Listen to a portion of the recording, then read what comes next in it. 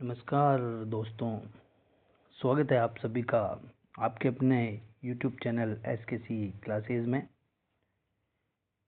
आपको आज मैं रीट 2025 बहुत ही नज़दीक आ चुका है। अगले महीने में आपकी आवेदन प्रक्रिया स्टार्ट हो जाएगी और रीट का जो एग्ज़ाम है वो तकरीबन आपके फरवरी फर्स्ट वीक में तो पॉसिबल शायद नहीं हो सकता है, लेकिन 5 फरवरी के बाद में कभी भी आपका एग्ज़ाम कंडक्ट करवाया जा सकता है। तो मेरे अकॉर्डिंग लगभग आपके 30 दिन तो दिसंबर के हैं, ठीक है, और 30 दिन आपके जनवरी के हैं, 60 दिन और 5 दिन आप फरवरी के मान लो और 10 दिन अभी नवंबर के मान लो, तो आपके कुल मिला के 75 डेज शेष रह रहे हैं। तो अब मैं आपको दो प्रकार से बताऊंगा। एक तो वो स्टूडेंट हैं जिन्होंने तकरीबन 4-5 महीने से तैयारी पहले ही स्टार्ट कर दी थी, और दूसरे वो हैं जिन्होंने अभी तक अपनी तैयारी को बिल्कुल भी तैयारी नहीं है कि मेरे को रीट देनी है कि नहीं देनी है, द्वंद्व की स्थिति में है। तो दोनों प्रकार के स्टूडेंट्स हैं, दोनों के लिए बताऊंगा मैं क्या पढ़ना है क्या नहीं पढ़ना है, किस विषय में कितना पढ़ना और किस टॉपिक को क्लियर करने पर आप रीट क्लियर कर लोगे। ये आपका मेंस एग्ज़ाम नहीं है, केवल प्री एग्ज़ाम है। इसमें आपको 150 में से केवल 90 नंबर लेके आने हैं। ये जनरल कैटेगरी का है, बाकी अपने रिजर्वेशन के हिसाब से देख लो आप। तो मेरा जहाँ तक मानना है आप 90 नंबर लेके आ जाओ, आपको कोई दिक्कत नहीं है। 90 नंबर तो कम से कम लेके आना है सबको। देखते हैं अब 75 दिन की रणनीति के अंदर अब आपको सबसे ज़्यादा अपनी पढ़ाई पर ध्यान देना होगा और डेली तकरीबन आपको अपना 75% पढ़ाई को देना पड़ेगा। 25% में आप अदर एक्टिविटीज़ कर लीजिए। और रीट का एग्ज़ाम जितना अपन हल्के में लेते हैं उतना हल्का है नहीं, इसलिए आप रीट के बजाय अगर आप सी-टेट देते हो ना, सी-टेट, तो सी-टेट का एग्ज़ाम जल्दी निकल जाता है, लेकिन रीट का एग्ज़ाम पास करना इतना आसान नहीं है जितना आप सबने सोच रखा है। इतना आसान नहीं है। L1 और L2 दोनों के लिए बताऊंगा मैं। सबसे पहले टॉपिक पे बात करेंगे वो है कौन सी बुक से पढ़े। अगर अभी तक आपने बुक भी सेलेक्ट नहीं करी है तो मैं बता दूंगा। और दूसरा टॉपिक है कितना पढ़े। अब पूरा सिलेबस तो आप 75 दिन में नहीं कर पाओगे, अच्छे से नहीं कर पाओगे, ठीक है। तो क्या क्या पढ़ना है वो मैं अभी आपको अच्छे से एनालिसिस करके बताऊंगा। और अगला टॉपिक है किस विषय में क्या पढ़े। अब सब्जेक्ट वाइज आपको एनालिसिस बताऊंगा कि इस सब्जेक्ट में यहाँ से क्वेश्चन पुटअप होता है और उस टॉपिक को पढ़ लीजिए। केवल जिन टॉपिक को पढ़ना है उन सब के नाम मैं अभी बता दूंगा। तो अभी आपने हमारे चैनल को अगर सब्सक्राइब नहीं किया तो एक बार सब्सक्राइब जरूर करें और लाइक बटन दबा के अपने सभी दोस्तों को शेयर ज़रूर करें। बड़ी मेहनत से एनालिसिस करके मैंने प्रत्येक टॉपिक को, प्रत्येक रीट के जितने भी पेपर हुए हैं उन सब से अलग पेपरों का एनालिसिस किया, फिर मैंने टॉपिक निकाले कि भी हाँ इस टॉपिक से हर बार क्वेश्चन पुटअप हो रहा है। तो देखते हैं। चलो पहली बात करते हैं अपन कौन सी बुक से पढ़े। क्या है, कौन सी बुक से पढ़े। अब L1 और L2 पहले बात करेंगे अपन लैंग्वेज जैसे आपके प्रथम लैंग्वेज मेरे अकॉर्डिंग सबके हिंदी होगा, ठीक है। और रही बात सेकंड लैंग्वेज, तो कुछ ने तो संस्कृत लिया होगा और कुछ स्टूडेंट ऐसे भी है जिन्होंने इंग्लिश लिया होगा। तकरीबन 90% ने संस्कृत और इंग्लिश ही लिया होगा। तो बुक के अंदर आपको सबसे पहला जो बेस बनाना है वो RBSE की बुक्स को बनाना है, क्योंकि RBSE ही आपके एग्ज़ाम कंडक्ट करवा रहा है। तो 90% क्वेश्चन आपके वहीं से पुटअप होगा। और जो आपके सिलेबस के अंदर दे रखा है कठिनाई स्तर, जैसे कठिनाई स्तर आपके L1 का दे रखा है, पहली से 8वीं तक का है, ठीक है। और L2 का जो कठिनाई स्तर दे रखा है वो 1st to 10th का दे रखा है, ठीक है। लेकिन मेरा मानना है कि L1 वाले 1st से लेकर 10th तक का देखें, क्योंकि इतना भी हल्का पेपर नहीं बनाएंगे जितना आप सोच रहे हो। तो 8वीं लेवल दे रखा है, लेकिन आपको 10th लेवल तक तैयार करना पड़ेगा। और L2 वालों को 10th दे रखा है, तो आपको 12th लेवल तक अच्छे से कंप्लीट करना पड़ेगा। और आप पहली से लेके 12वीं तक की जितने भी बुक्स है ना L2 वालों के लिए, पहली से 10th तो आपको करना ही है। अगर समय बचता है तो 11th और 12th की बुक्स को जरूर देखें। नेक्स्ट क्वेश्चन जो अपना है वो है टॉपिक कितना पढ़े। अब कितना पढ़े इसका तो कोई सटीक आंसर नहीं है। जिसको जितना समय निकाल सकता है, 24 आवर्स है, इसमें से आप निकाल लो। एक स्टूडेंट के लिए 6 घंटे की नींद होना आवश्यक है, तो आप 6 घंटे नींद ले सकते हो। उसके अलावा मेरे अकॉर्डिंग शाम और सुबह आपको 2 घंटे 4 घंटे अत्यंत नित्य वर्क करने के लिए आप निकाल सकते हो, ठीक है। तो 10 घंटे अगर आप 24 में से निकालो, पीछे आपके 14 घंटे अभी भी बच रहे हैं। और फिर भी मुझे नहीं लगता कि 14 घंटे कोई पढ़ाई करेगा। नहीं तो 14 में से आप 12 घंटे अपनी पढ़ाई को दीजिए रेगुलर, तो 75 डेज के अंदर आप मेरे अकॉर्डिंग 120 प्लस नंबर लेके आओगे, अगर डेली 12 घंटे अपनी पढ़ाई को देते हो तो, ठीक है। अगर कि सर मैं 12 घंटे तो नहीं दे पाता हूँ, मुझे समय नहीं मिलता है और मैं तो काम पे जाता हूँ, कोई जॉब करते हैं, किसी के घर का काम होता है, सबकी परिस्थिति एक जैसी नहीं होती है। तो उन स्टूडेंट्स को बताना चाहूँगा जो जॉब कर रहे हैं प्राइवेट, या फिर कहीं पर कोई मजदूरी कर रहा है, सब प्रकार के स्टूडेंट हैं, ठीक है। तो वो मुझे जहाँ तक अनुभव है, आप रेगुलर 1-1 घंटा अगर प्रत्येक सब्जेक्ट को दोगे ना, 5 सब्जेक्ट है तो 5 घंटे, और 1 घंटा आप एक्स्ट्रा रिवीजन डेली का डेली, अगर 6 घंटे आप दोगे तो आपका रीड 75 डेज के अंदर आराम से क्लियर हो जाएगा, कोई समस्या नहीं आएगी। 6 घंटे लेकिन कंटिन्यू, ऐसा नहीं है कि 2 दिन पढ़ लिए तीसरा दिन गायब। आज शादी ब्याह का सीजन चल रहा है तो आज उधर शादी के चले गए, ठीक है, कल किसी फ्रेंड की शादी में चले गए, और वो पूरे सप्ते में 3 दिन तो गायब, 2 दिन पढ़ाई, 1 दिन वापस रेस्ट, खत्म। तो ऐसा नहीं होगा, पढ़ाई करनी है, कंटिन्यू करनी है। 6 घंटे पढ़ रहे हो तो कंटिन्यू करो, 7 घंटे पढ़ रहे हो तो भी कंटिन्यू करो।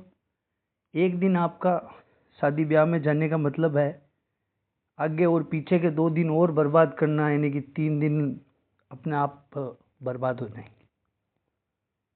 समझ रहे हो ना सभी।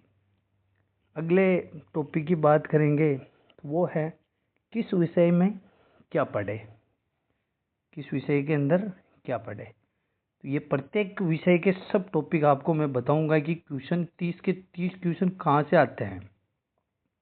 हाँ, उसमें 2-5 क्वेश्चन प्रत्येक सब्जेक्ट के आगे पीछे अलग टॉपिक से हो सकते हैं, लेकिन 20 से 25 क्वेश्चन तो आपके उन्हीं टॉपिकों में से आएगा, ठीक है। तो ये आगे वाले टॉपिक के अंदर मैं बता दूंगा आपको।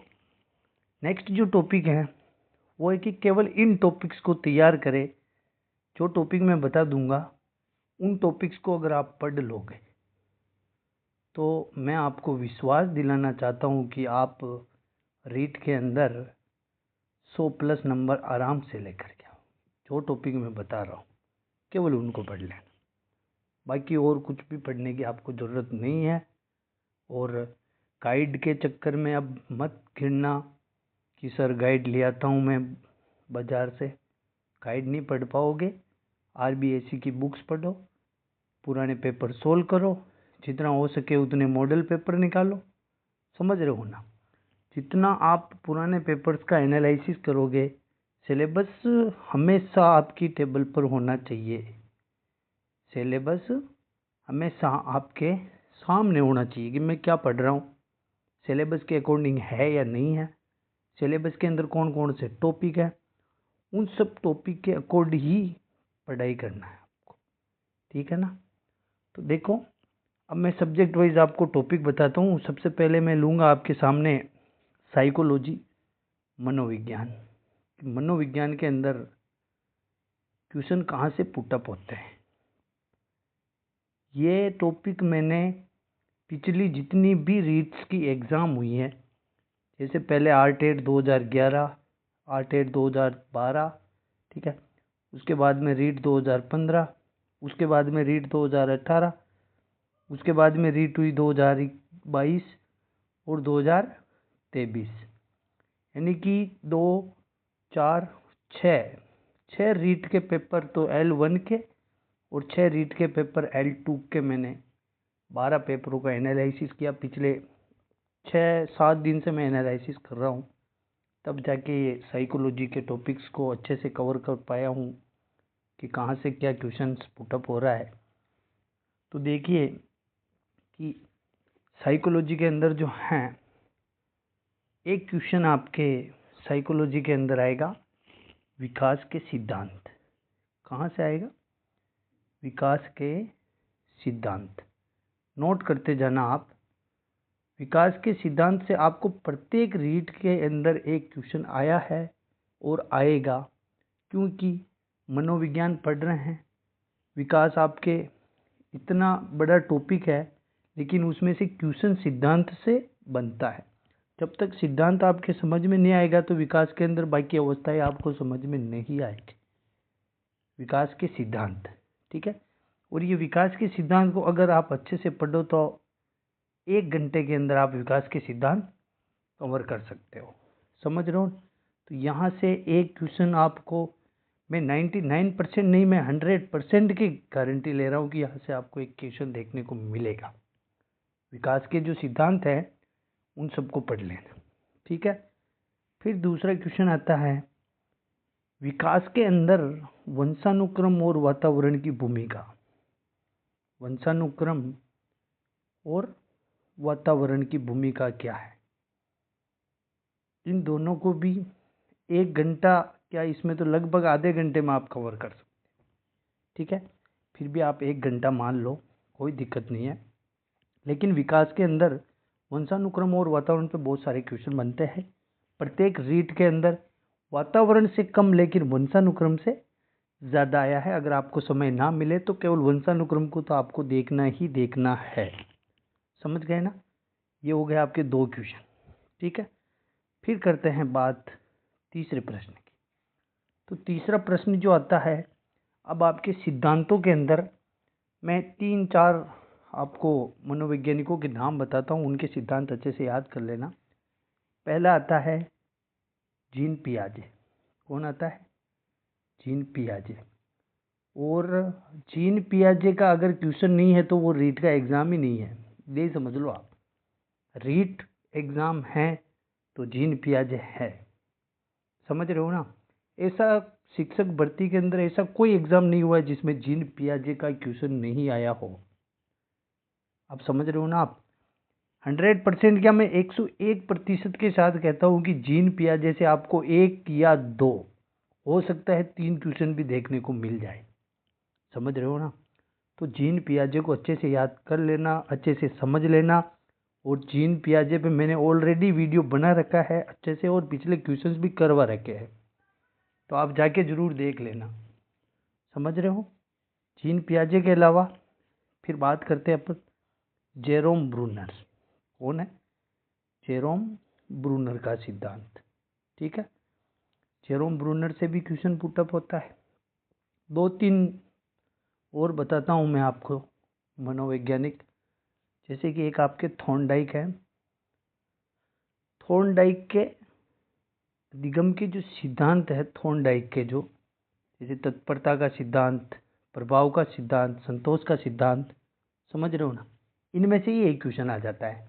मात्र 5 मिनट का टॉपिक है थॉर्नडाइक का, इसमें से एक क्वेश्चन आ जाएगा। आप 5 मिनट में आराम से कवर कर सकते हो आप, लेकिन आधा घंटा दे देना, इसको अच्छे से कवर करना है। एक क्वेश्चन यहाँ से आ जाएगा। तो यहाँ कुल मिला के आपके कितने क्वेश्चन हो गए? 7 क्वेश्चन हो चुके हैं। 7 टॉपिक बताए मैंने, 7 में से 7 क्वेश्चन 100% आएंगे। फिर आगे अगर बात करते हैं तो 2 मनोवैज्ञानिक मैं आपको और बताता हूँ। एक तो है आपके अल्बर्ट बांडूरा, ठीक है, इसको पढ़ना। और एक दूसरा आता है आपके गेस्टाल्टवाद, कोहलर, कोपका और, समझ रहे हो ना, कोहलर, कोपका और वर्धीमर, इन दोनों को पढ़ लेना। यहाँ से भी क्वेश्चन बनने की 99% संभावना रहती है, ठीक है। इसके बाद में चलते हैं, लगभग आपके 8 क्वेश्चन मैंने जो टॉपिक बताए उनमें से हो चुके हैं। अब 9वां क्वेश्चन जो है वो आपके आएगा अधिगम को प्रभावित करने वाले कारक। किस पर आएगा? अधिगम को प्रभावित करने वाले कारक पर। समझ रहे हो ना, ज़्यादा कारक नहीं है, अधिगम को प्रभावित करने के 5-6 कारक है, उनको अच्छे से पढ़ लो आप। एक क्वेश्चन वहाँ से देखने को मिलेगा आपको। पिछले पेपर आप देखना, प्रत्येक पेपर में अधिगम के कारक के ऊपर प्रश्न आया हुआ है, प्रत्येक पेपर में। यहाँ तक कि फर्स्ट ग्रेड के पेपर में भी अधिगम के कारक से क्वेश्चन आ रहा है, तो रीट में क्यों नहीं आएगा? ये समझो आप, 100% आएगा, ठीक है। ये अच्छे से देख लेना। इसके अलावा आपको देखना है सिगमंड फ्राइड। साइकोलॉजी का नाम आते ही सिगमंड फ्राइड सबके दिलों पर राज करता है, चाहे एग्जामिनर हो या स्टूडेंट्स हो, टीचर्स हो, कोई भी हो। सिगमंड फ्राइड 100% बिल्कुल आएगा। अच्छे से पढ़ लेना इसको, अच्छे से समझ लेना इसको। 1 घंटे का टॉपिक है सिगमंड फ्राइड। समझने में, पढ़ने में तो आप 15 मिनट में रीडिंग मार लोगे, लेकिन 1 घंटा दे देना इसको, और हर 7 दिन में 10-10 मिनट का रिवीजन कर लेना। सिगमंड फ्राइड को कभी नहीं भूलोगे। और मैं आपको और इसके सिगमंड फ्राइड का एक आपको मैं क्लास में बता दूंगा पूरा एनालिसिस। फिर अगला क्वेश्चन जो है आपके अभिप्रेरणा के ऊपर आएगा, समझ रहे हो, अभिप्रेरणा पे, ठीक है। मोटिवेशन पे प्रत्येक एग्जाम में क्वेश्चन आता है, मोटिवेशन पे प्रत्येक एग्जाम के अंदर क्वेश्चन आता है। और इसमें जो क्वेश्चन बनेगा वो भी कारक पे ही बनेगा। किस पे बनेगा? कारक पे बनेगा। फिर इसके बाद में एक और टॉपिक आता है कि अधिगम की निर्योग्यताएं, अधिगम की डिसेबिलिटीज, समझ रहे हो, लर्निंग डिसेबिलिटीज, अधिगम की निर्योग्यताएं, समझ रहे हो, जैसे डिसलेक्सिया, डिस्पेजिया, इन पे क्वेश्चन आ रहा है। पहला क्वेश्चन ही इस पे आ जाता है डायरेक्ट, और डायरेक्टली क्वेश्चन है। निर्योग्यताएं कितनी है? लगभग 7-8 निर्योग्यता, समझ रहे हो, इन पे क्वेश्चन आ जाएगा। इसको अच्छे से कवर करो आप, तो 10-12 क्वेश्चन हो गए, ये 13 क्वेश्चन हो गए यहाँ तक टोटल। इतने टॉपिक बता दिए मैंने। इसके बाद में आपके बुद्धि टॉपिक है। अब बुद्धि में से आपके क्वेश्चन कहाँ से आएगा? बुद्धि भी छोटा टॉपिक नहीं है, लेकिन बुद्धि के जो सिद्धांत है उनमें 2 सिद्धांत पढ़ लेना आप। कितने? सिर्फ 2 सिद्धांत मेरे अकॉर्डिंग पढ़ लेना आप। एक तो गिलफोर्ड का सिद्धांत, ठीक है, और एक दूसरा जो पढ़ना है उसको अच्छे से देख लेना, हार्वर्ड गार्डनर का सिद्धांत। ये मैंने क्लास भी करवा रखी है, आप चैनल के अंदर जाके देख लेना, हार्वर्ड गार्डनर के ऊपर, ठीक है। और फिर एक बुद्धि के अंदर एक टॉपिक आता है संवेगात्मक बुद्धि। इस पे क्वेश्चन बनेगा, 100% इस पे क्वेश्चन बने। तो ये आपके लगभग मैंने 15 से 16 क्वेश्चंस के टॉपिक बता दिए। फिर भी आप अगर इनको सही नहीं करो तो वो तो फिर आप इसका मतलब पढ़ाई नहीं करो। और मैं दिखा देता हूँ टॉपिक जो बच रहे हैं। इसके बाद में व्यक्तित्व, पर्सनैलिटी पे मैंने ऑलरेडी भी वीडियो बनाया था। कब बनाया था? 2 दिन पहले वीडियो डाला था मैंने, समझ रहे हो। तो व्यक्तित्व के ऊपर आपके प्रश्न आएगा, यानी कि इस पे क्वेश्चन ज़्यादातर व्यक्तित्व के प्रकार अच्छे से देख लेना, 2-3-4 मनोवैज्ञानिक के अकॉर्डिंग, ठीक है। फिर आता है आपके समायोजन तंत्र, एडजस्टमेंट पे क्वेश्चन आएगा। एडजस्टमेंट का अधिगम के अंदर क्या भूमिका है वो क्वेश्चन आएगा, समझ रहे हो। फिर आगे क्वेश्चन आएगा आपके जैसे क्या बोलते हैं उसको, व्यक्तिगत विभिन्नताओं पे। किस पे?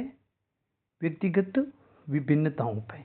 इसके अंदर आपको व्यक्तिगत विभिन्नता के अंदर आपको एक तो गिफ्टेड चाइल्ड देख लेना है, समझ रहे हो, गिफ्टेड चाइल्ड, आवश्यकता वाले बच्चे, और प्रतिभाशाली, सृजनात्मक। सृजनात्मक तो अच्छे देख लेना, ठीक है, सृजनात्मक बालकों को अच्छे से पढ़ लेना, गिफ्टेड चाइल्ड, आवश्यकता वाले बालकों को देख लेना, लाभान्वित अलाभान्वित, ठीक है। और इसके बाद में आता है आपके 4 टॉपिक देता हूँ, उनमें से परिभाषा या अप्लाइड क्वेश्चन बनेगा।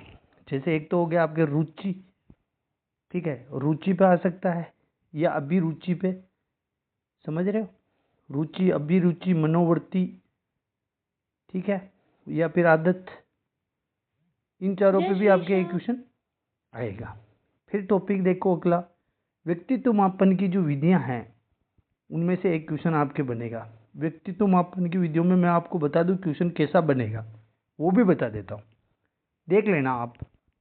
या तो पूछेगा मनोविश्लेषणात्मक विधि कौन सी है, ठीक है, या फिर पूछेगा कि निम्न में से प्रक्षेपी विधि कौन सी है या अप्रक्षेपी विधि कौन सी है। इन तीनों क्वेश्चनों में से और कोई क्वेश्चन नहीं आएगा, और बताओ, ठीक है, ज़्यादातर यही आएगा आपको। TAT, थेमेटिक, ये जो 3 विधियां हैं इनको अच्छे से देख लेना। प्रक्षेपी विधियों को क्वेश्चन ये आएगा कि निम्न में से प्रक्षेपी विधि कौन सी है, ठीक है, या फिर निम्न में से अप्रक्षेपी विधि कौन सी है, मनोविश्लेषणात्मक विधि कौन सी है, समझ रहे हो, ये क्वेश्चन ही बनेगा आपके, ठीक है। इसके बाद में आप देखना कि जो क्रियात्मक अनुसंधान होता है, क्रियात्मक अनुसंधान किसे बोलते हैं, क्रियात्मक अनुसंधान, क्रियात्मक अनुसंधान आपके होता है अकस्मात आने वाली समस्याओं का तुरंत समाधान। क्या होता है, अकस्मात जो समस्याएं आती है उसका अकस्मात ही सॉल्यूशन कर देना, समझ रहे हो, ठीक है, तो वो क्रियात्मक अनुसंधान अच्छे से देख लेना। अब 2 क्वेश्चन आपको और बता रहा हूँ, एक देखना शिक्षण प्रक्रिया, ठीक है, शिक्षण प्रक्रिया, इस पे एक क्वेश्चन हर एग्जाम में आ रहा है। फिर देखना आप आपके RTE 2009 मोस्ट एंड इम्पोर्टेंट है, RTE 2009, और इसके अंदर आप चाहो कि सर RTE 2009 तो बड़ा टॉपिक है, तो मैं कहता हूँ और आपको धारा 4 पढ़ लेना। धारा 4 और RTE 2009 कब लागू हुआ, इसका पूरा नाम क्या है, समझ रहे हो, और धारा 4 पे अच्छे से फोकस कर, वहाँ से ही क्वेश्चन देखने को मिल जाएगा। इसके अलावा एक टॉपिक आपके और आता है NCF 2005, यहाँ से आपके बालक की विशेषता कुछ भी क्वेश्चन बन सकता है, ठीक है। ये देख लो आप, लगभग 25-26 क्वेश्चन मैंने बता दिए अब तक, जो टॉपिक बताए वहीं से क्वेश्चन आने, बाकी क्वेश्चन आएंगे कहाँ से। और प्रत्येक टॉपिक आपके 1-1 घंटे का है, टोटल मैं 30 टॉपिक बता रहा हूँ, 30 टॉपिक 30 घंटे का है। आप चाहो 5 दिन के अकॉर्डिंग कर सकते हो, 5 दिन में कंप्लीट कर सकते हो इसको, समझ रहे हो। तो नेक्स्ट देखो वापस जो है आपके एक क्वेश्चन यहाँ से बनता है मूल्यांकन, कहाँ से, मूल्यांकन से, मूल्यांकन से बनेगा, समझ रहे हो, मूल्यांकन से बिल्कुल बनेगा। मूल्यांकन की विशेषताएं क्या है, इस पर ही बनेगा, और दूसरा कोई क्वेश्चन बन ही नहीं सकता है यहाँ से।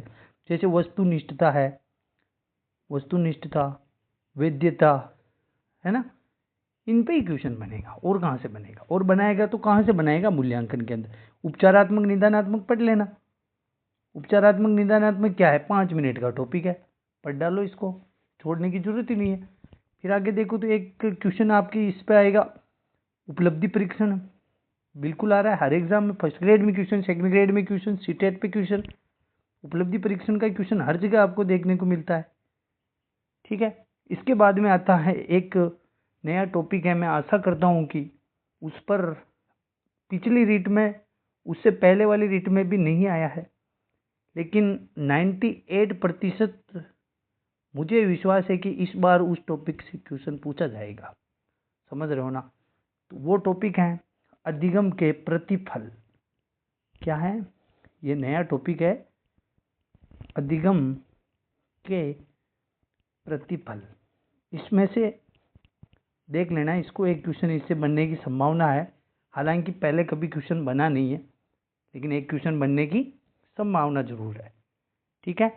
तो ये आपके जो मैंने साइकोलॉजी का सिलेबस बताया, अभी पूरे टॉपिक्स बताए, इन टॉपिक से आपके बाहर मुझे नहीं लगता कि एक भी क्वेश्चन जाएगा। 99% संभावना सब बताते हैं कि 99% संभावना, 99% संभावना। मैं कह रहा हूँ 100% संभावना। और बोलो आप 100%। ये स्क्रीनशॉट लेके रख लेना आप, ठीक है। जो मैंने आपको 30 टॉपिक बताए हैं उनमें से 25 प्लस क्वेश्चन उन्हीं टॉपिक में से आएंगे। 25 प्लस क्वेश्चन आपके वहीं से आएगा। तो आपके 25 क्वेश्चन अगर 30 में से सही हो रहे हैं साइकोलॉजी के अंदर, तो और क्या करना है आपको, समझ रहे हो। अब आपको हिंदी में क्या पढ़ना है, संस्कृत में क्या पढ़ना है, अपनी सब्जेक्ट्स में क्या पढ़ना है, तो सबके अंदर सबसे पहला बेस तो बना लो आप। सिलेबस पास में रखो और आरबीएससी की प्रत्येक बुक साथ में होनी चाहिए। आरबीएससी को बेस बना के पढ़ोगे तो आपके ज़्यादा राइट होगा, और गाइड में घुसोगे तो आप फंसते चले जाओगे। समझ रहे हो। 75 डेज गाइड पढ़ने के लिए नहीं है, केवल आरबीएससी पढ़ो, शॉर्ट स्वीट, और क्वेश्चन वहीं से हूबहू आ रहा है। ये तो है नहीं कहने की, कोई सी भी गाइड ले लीजिए जैसे आपने, ठीक है। तो गाइड में से कौन क्वेश्चन बनाता है, कोई एग्जामिनर गाइड में से क्वेश्चन बनाएगा क्या? वो तो आरबीएससी की बुक से बनाएगा ना, ठीक है। एनसीईआरटी की बुक से बना सकता है, एनसीईआरटी से बना सकता है, लेकिन एनसीईआरटी से अब आपको पढ़ने का समय नहीं है, तो आप आरबीएससी को पढ़ डालो, बहुत है, समझे। और आपके शिक्षण विधियाँ सब, बहुत सारी कमेंट्स आते हैं कि शिक्षण विधियों पे वीडियो बनाओ, शिक्षण विधियों पे वीडियो बनाओ। मैं बता दूं आपको, अगर आपने साइकोलॉजी मनोविज्ञान को अच्छे से पढ़ा है, अगर आपने मनोविज्ञान को अच्छे से पढ़ लिया है, तो आपकी लगभग 30 से 40% शिक्षण विधियां यहीं पे कंप्लीट हो रही है। 30 से 40% शिक्षण विधियां। यहाँ पे शिक्षण प्रक्रिया टॉपिक है, यहाँ पे मूल्यांकन टॉपिक है नहीं है, यहाँ पे मापन टॉपिक है, यहाँ पे आपके क्रियात्मक अनुसंधान टॉपिक है, वो आपके शिक्षण विधियों के अंतर्गत आता है। उपलब्धि परीक्षण टॉपिक है, और हैं क्या इसमें। और बाकी अगर विधियों की बात करें तो नाम मात्र की टोटल मिला के 10 विधियां हैं, उनमें से 5 विधि इंपॉर्टेंट है, और उन 5 विधियों में से 3 विधियां प्रत्येक सब्जेक्ट में है। अब आप जाओ किसी भी सब्जेक्ट में, प्रायोजना विधि सब में मिलेगी, आगमन निगमन लैंग्वेज में मिलेगी, सब्जेक्ट में मिलेगी, और क्वेश्चन और पढ़ने की जरूरत क्या है। तो चीजें ऐसी हैं नहीं जैसा आप समझ रहे हो। अच्छे से करो, चीजें आराम से हो जाएगी। रीट भी क्लियर हो जाएगा, प्री क्लियर हो जाएगा, मेंस भी क्लियर हो जाएगा। लेकिन अपने गोल पे फोकस करो, सिलेबस के अकॉर्डिंग पढ़ाई करो, फालतू कचरे के पीछे नहीं पढ़ना है। पॉइंट टू पॉइंट, सिर्फ पॉइंट टू पॉइंट पढ़ाई करनी, और जो लेवल दे रखा है उसी लेवल तक पढ़ाई करो। ज़्यादा गहराई में जाने की जरूरत नहीं है। जितना गहराई में घुसोगे, ठीक है, उतना ही फंसते जाओगे। तो आपको आरबीएससी की बुक्स का बेस बनाओ, वहाँ से पढ़ाई करो, वहाँ जितना लेवल दे रखा है उतनी पढ़ाई करो, ठीक है। आराम से आपके 100 प्लस नंबर आराम से आ जाएंगे रीट के अंदर, ठीक है। और ये साइकोलॉजी के अंदर मैंने बताया, आप कमेंट्स करके बताना कि आपके L1 की बाकी सब्जेक्ट चाहिए या L2 वालों के लिए चाहिए। कमेंट्स करके बता देना, मैं 1-2 दिन में और वीडियो डाल दूंगा। इतना समय नहीं था इसलिए मैं सभी सब्जेक्ट के वीडियो नहीं बना पाया, लेकिन एनालिसिस मैंने सबका कर रखा है। आप हमारे टेलीग्राम चैनल और व्हाट्सअप कम्युनिटी के साथ जुड़े, वहाँ पे मैं ये सब शेयर कर दूंगा, कौन कौन से टॉपिक से क्या क्या क्वेश्चन है, PDF शेयर कर दूंगा मैं, ठीक है। व्हाट्सअप कम्युनिटी और टेलीग्राम पे जरूर जुड़े, दोनों जगह आपको SKC क्लासेज मिलेगा।